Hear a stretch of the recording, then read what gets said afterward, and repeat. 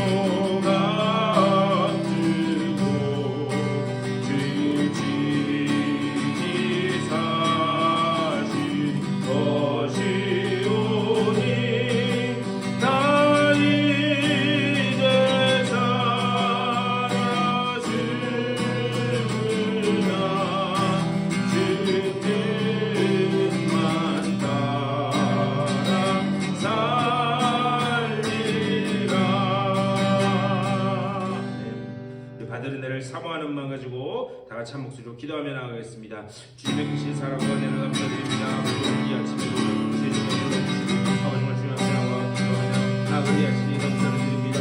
아버지 오늘 이 아침에도 주님께서 내려주시는 놀라운 그 은혜로 아버지와 오늘 충만하게 채워주시는 복전한 주 될 수 있도록 인도하여 주시옵소서. 내 말씀이 깨달아지고 내 말씀이 인도하여 주시옵소서.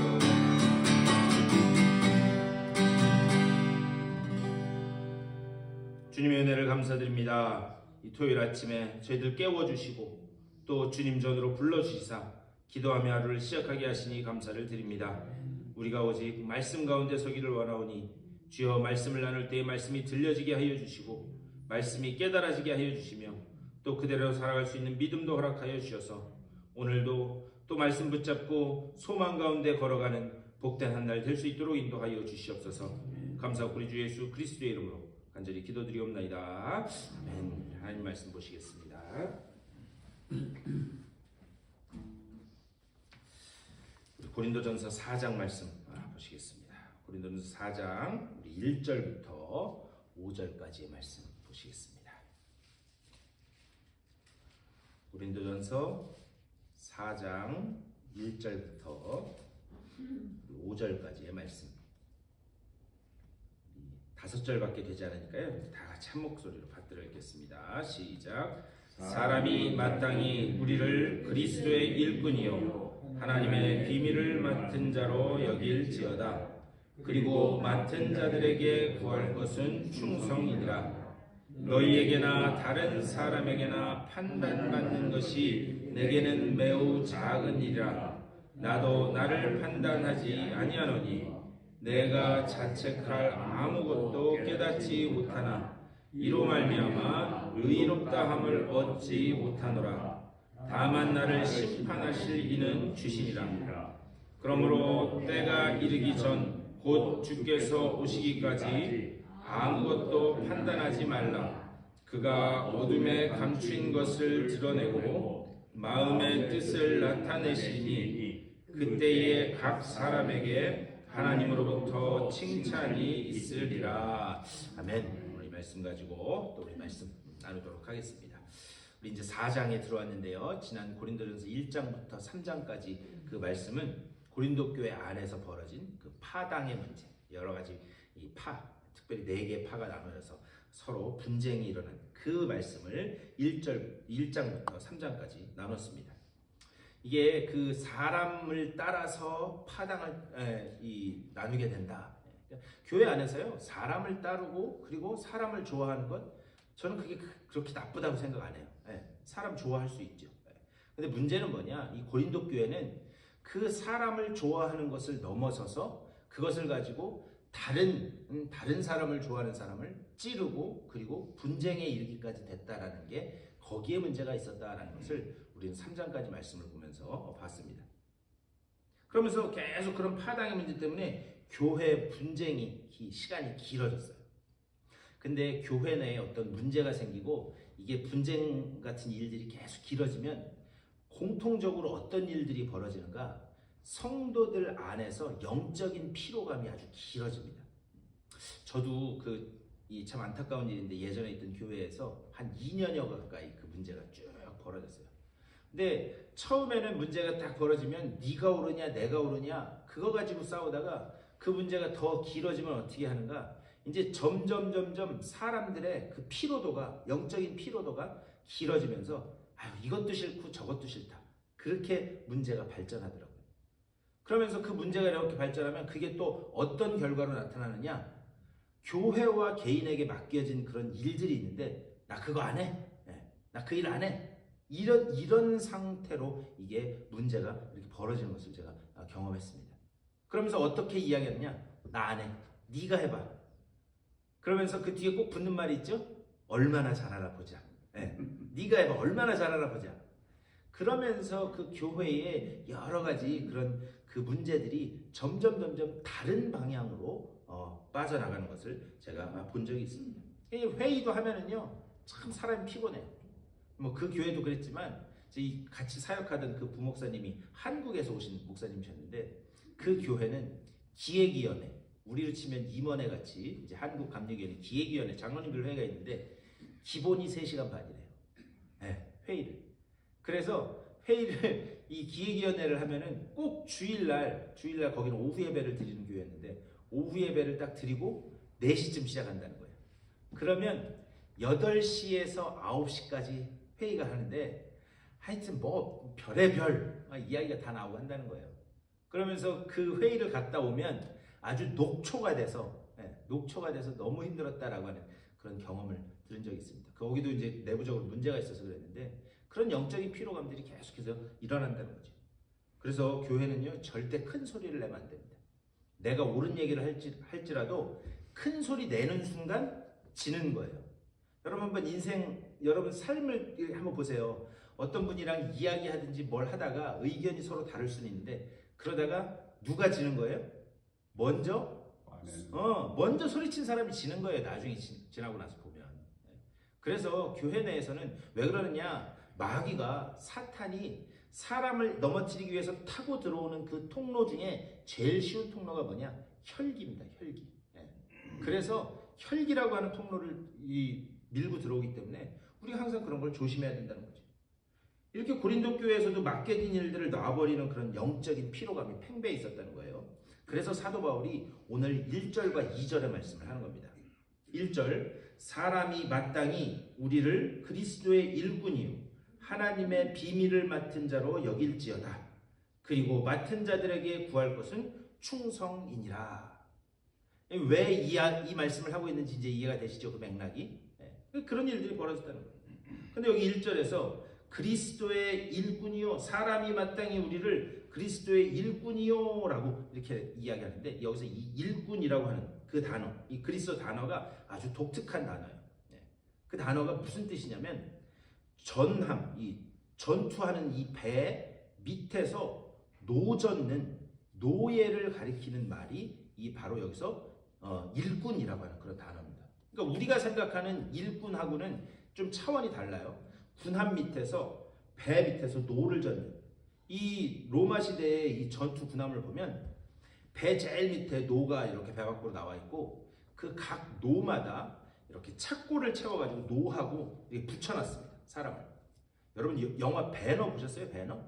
배너 보면 그 장면이 아주 잘 나오는데 배너의 이 배너가 여기 묶여가지고 이렇게 해서 노를 젓잖아요. 근데 그 노도 자기가 젓고 싶은 대로 젓는 게 아니에요. 그 노 젓는 곳 제일 앞에 좀 높은 단상에 큰 북이 있고 북을 꿍꿍꿍꿍 칩니다. 그래서 그 스피드에 따라서 이 소리에 따라서 이 노를 젓는 거예요. 그리고 또 그 이 북을 치는 사람은 또 자기 맘대로 북을 치는 게 아니에요.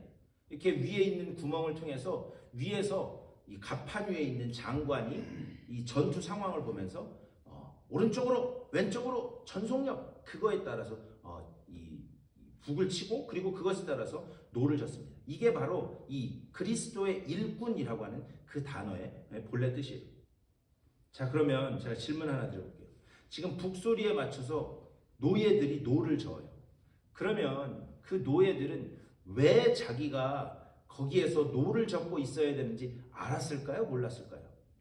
몰랐겠죠. 아니 전쟁이라고 하는 게 복잡 다단한 이해관계가 얽히고 설켜 있는데 일개 노젓는 노예가 내가 지금 여기서 왜 노 젓고 있어야 되는지 이 전쟁이 어떻게 할 건지 그런 거 알지도 못했을 거라는 거예요.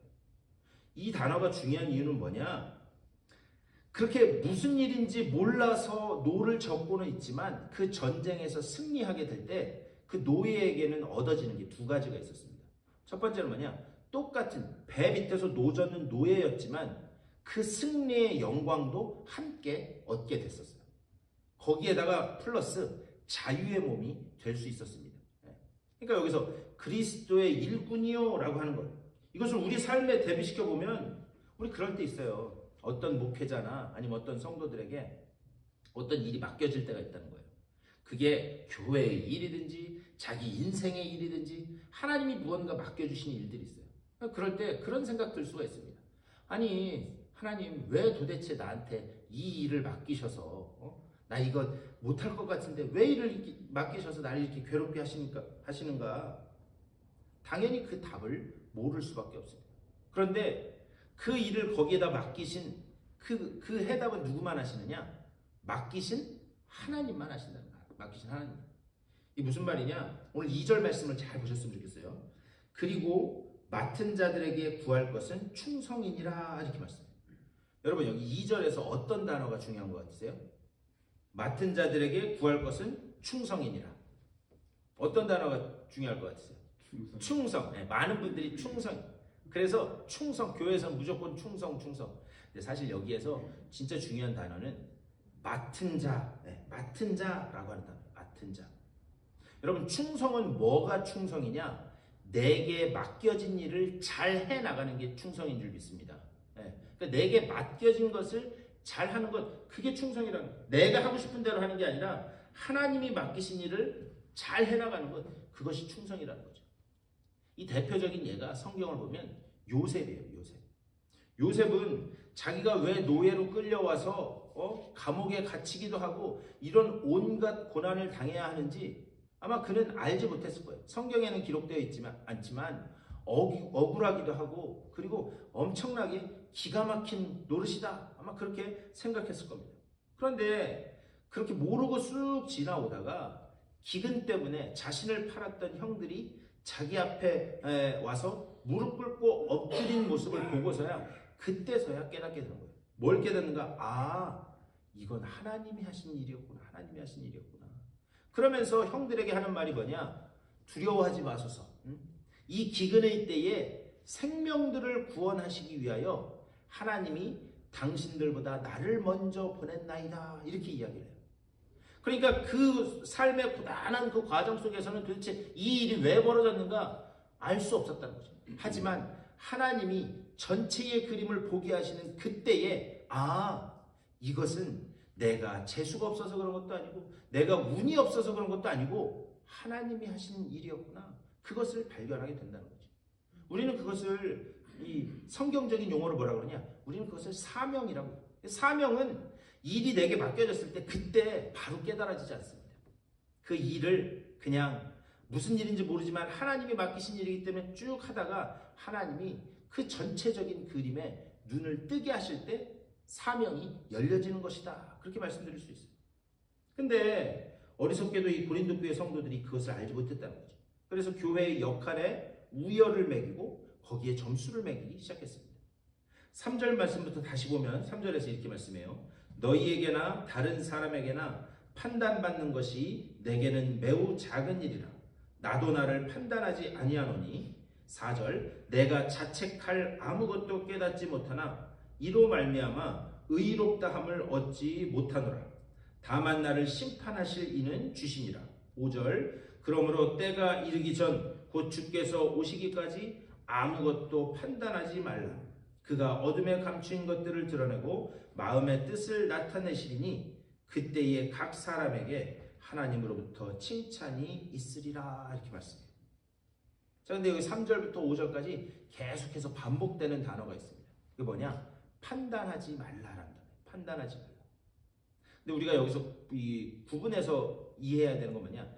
판단하지 말라라고 하는 말이 분별하지 말라라는 말은 아닙니다. 판단과 분별은 다른 거예요. 이 판단이라고 하는 것은 좀 우리 쉽게 이해하기 위해서 점수 매기지 말라는 거예요. 점수 매기지 말라. 이게 바른 길인지 아닌지는 우리가 분별은 해야 되지만 그것에 대해서 점수 매기고 그런 일 하지 말아라.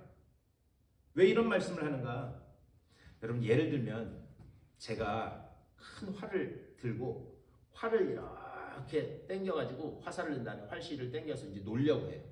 그럼 제가 활을 쏠 때 왼팔이 중요할까요? 오른팔이 중요할까요? 둘 다 중요해요. 네, 그럼요. 역시. 왼팔이나 오른팔이 왼팔은 왼팔대로 나름대로 잘 지지해야지 되고 오른팔은 시위를 제대로 세게 당겨야 화살이 제대로 날아갈 수 있는 거예요. 지금 사도 바울이 이것을 이야기하는 거예요.